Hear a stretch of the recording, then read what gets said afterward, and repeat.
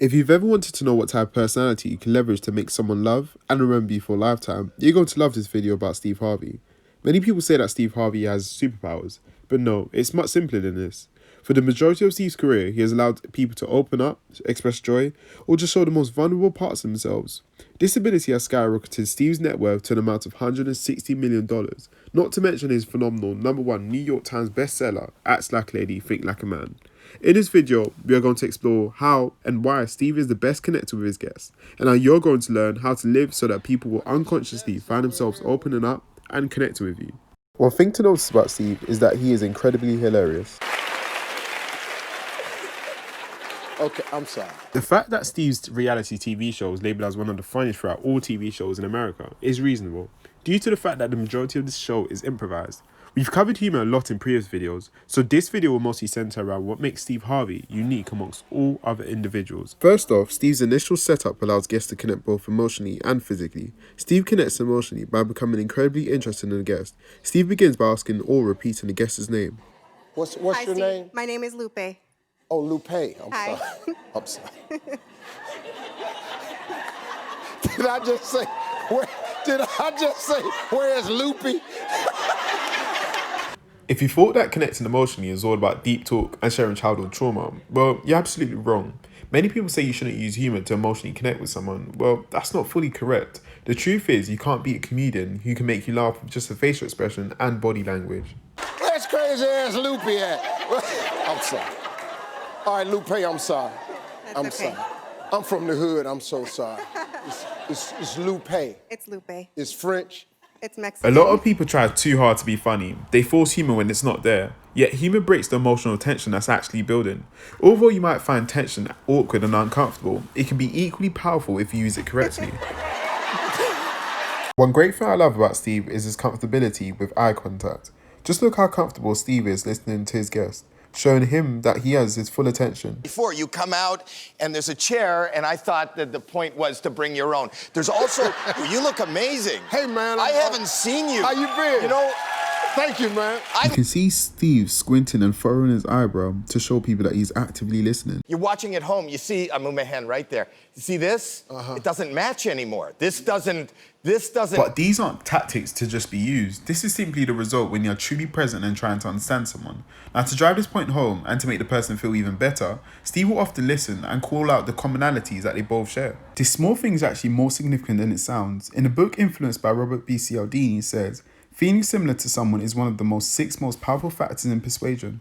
As well as calling out commonalities, Steve will also humble himself in front of his guests and audience to make his guests feel better. Watching this clip with Terry Crews, how Steve Harvey pokes fun at his own weaknesses, but still manages to make an emotional connection with his guests and audience. Me and you, man, we got a couple of things in common. Two of those things, we both bald-headed. And the other is our abs. I posted a... Yeah! Look at that, boy!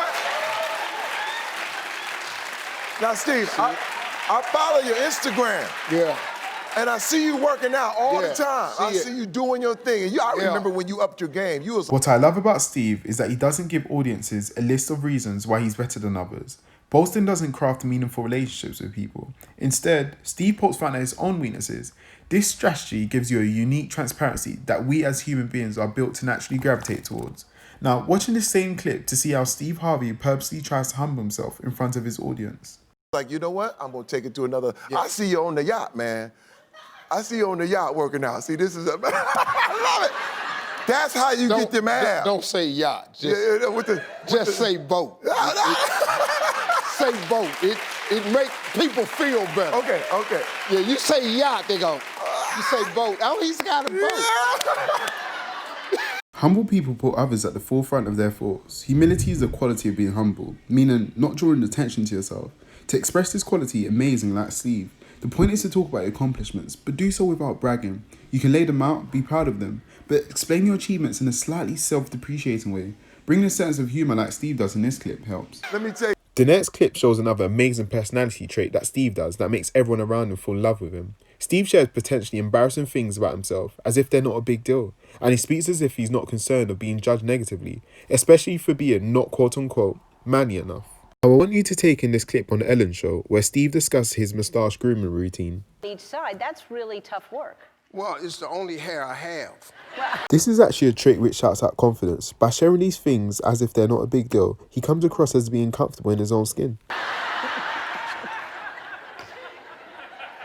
That is true. Ain't like I gotta do a bunch of other stuff. You can... But just to be clear, you do have other hair. But it don't get a Breville on it, though. Now, this isn't just limited to minor topics. This applies to anything you do, or you might feel embarrassed. What's great about committing to this is that you're only basically giving yourself two options in life, which is to own what you do, and two, or don't do it. Another great thing that will help you get laughs is to answer questions with purposefully ridiculous answers. Watch how Steve takes a question and replies with an absurd answer that you have to know he's joking. What's Steve's reply when his guest asks him if a woman has ever proposed to him? I do plan on getting married, but I do not plan on doing that. But I'm curious to know, has a woman ever asked you to marry her? Oh, hell yeah.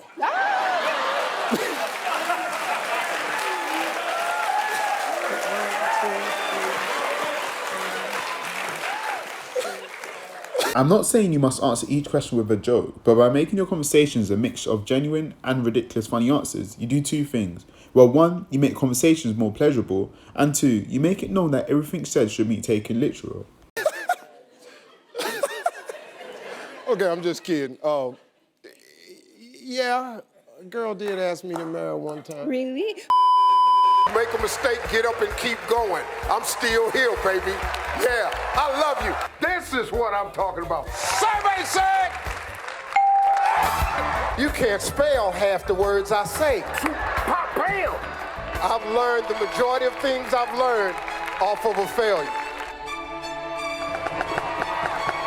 Do you know the life that's waiting on you? Yeah, come on.